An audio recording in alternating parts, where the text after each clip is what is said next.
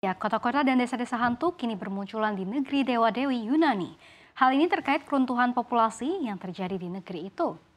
Sebelumnya, pemerintah memang telah memperingatkan krisis manusia tersebut. Kantor Perdana Menteri Yunani mengatakan minimnya populasi di sana saat ini pada sensus terakhir Yunani tahun 2021, Lasta dilaporkan memiliki populasi permanen sebanyak 12 orang. Tapi CNBC Internasional dalam pantauan langsung menyebut hampir tak ada orang yang tinggal di sana. Kota-kota itu memang kosong melompong bertahun-tahun kelahiran yang menurun, kesulitan ekonomi, hingga emigrasi massal menjadi penyebab. Para ekonom memperingatkan bahwa penurunan populasi sekarang memberikan tekanan besar pada masyarakat. Jumlah pekerja muda tidak akan cukup untuk mengembangkan ekonomi dan mendukung orang tua. Di Lasta dan daerah sekitarnya misalnya, sekolah-sekolah yang ada sejak 1885 mulai banyak yang tutup karena tak ada lagi murid. Pada sensus terakhir Yunani tahun 2021, Lasta dilaporkan memiliki populasi permanen sebanyak 12 orang. Tetapi sejumlah media mengatakan ketika pada tahun 2024 dikunjungi, tidak ada tanda-tanda penduduk tetap di sana. Sementara itu tingkat kelahiran Yunani adalah salah satu terendah di Eropa. Angkanya hanya 1,3, hanya setengah dari tercatat pada tahun 1950 dan jauh di bawah angka 2,1 yang dibutuhkan untuk penggantian populasi.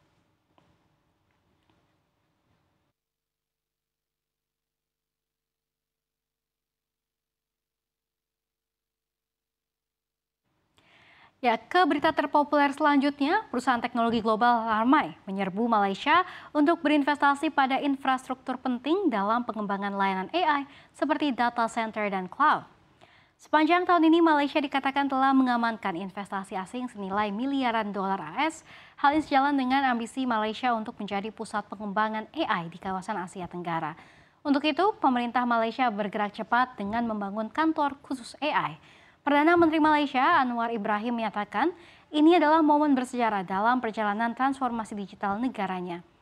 Kantor AI Malaysia diharapkan menjadi lembaga pusat untuk AI. Di dalamnya akan dirumuskan secara strategis, riset dan pengembangan serta diskusi terkait regulasi. Di tahun pertama berdiri, kantor AI Malaysia sudah mematok 7 target yang akan diselesaikan. Di antaranya termasuk mengembangkan kode etik, kerangka regulasi AI, dan action plan terkait teknologi AI hingga 2030 mendatang. Dalam kesempatan itu, pemerintah juga mengumumkan kerjasama strategis dengan 6 perusahaan global kawakan yang sudah mengumumkan investasi data center, cloud, dan proyek AI di Malaysia seperti Amazon, Google, dan Microsoft.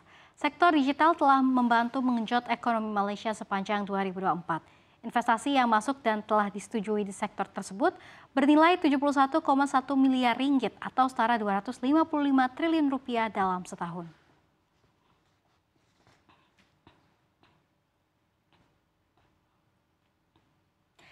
Ya, penjualan mobil di Indonesia pada bulan November 2024 lalu mengalami penurunan dari sisi wholesale atau dari pabrik ke dealer, yakni hanya 74.347 unit.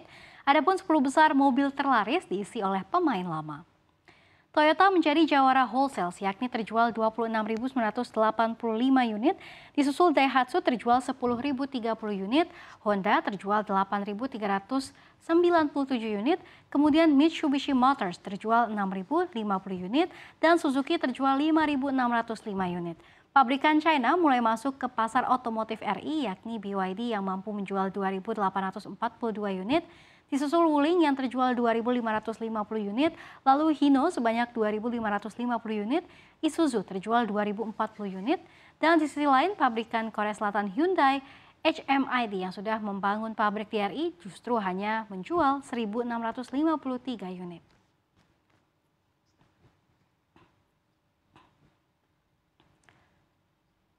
Dan kita ke berita terpopuler terakhir di situs cnbcindonesia.com, di mana Asian Development Bank atau ADB masih konsisten memperkirakan pertumbuhan ekonomi Indonesia di level 5,0% pada 2024 sampai dengan 2025. Ini berdasarkan perkiraan terbaru ADB dalam kajian bertajuk Asian Development Outlook edisi Desember 2024. Perkiraan itu lebih pesimis bila dibandingkan proyeksi lembaga dunia lain seperti IMF dan Bank Dunia atau World Bank yang memperkirakan pertumbuhan ekonomi malah akan naik dari proyeksi 2024 sebesar 5,0% menjadi 5,1% pada 2025. Selain itu, proyeksi terbaru ini juga tidak berubah dari perkiraan sebelumnya pada September 2024. Padahal untuk negara tetangga Indonesia lainnya, seperti Vietnam, mengalami perubahan proyeksi dari September 6% menjadi 6,4%. Dan 2025 naik pesat dari sebelumnya diperkirakan hanya 6,2% menjadi hanya 6,6%. Proyeksi pertumbuhan ekonomi itu masih didasari oleh tren konsumsi rumah tangga yang masih kuat, belanja infrastruktur publik yang masih akan masif atau besar dari pemerintah, dan investasi yang membaik secara bertahap. Sementara itu dari sisi ekspor neto, ADB memperkirakan kontribusinya akan sedikit ke PDB karena mulai menguatnya pertumbuhan impor didorong oleh peningkatan aktivitas ekonomi domestik.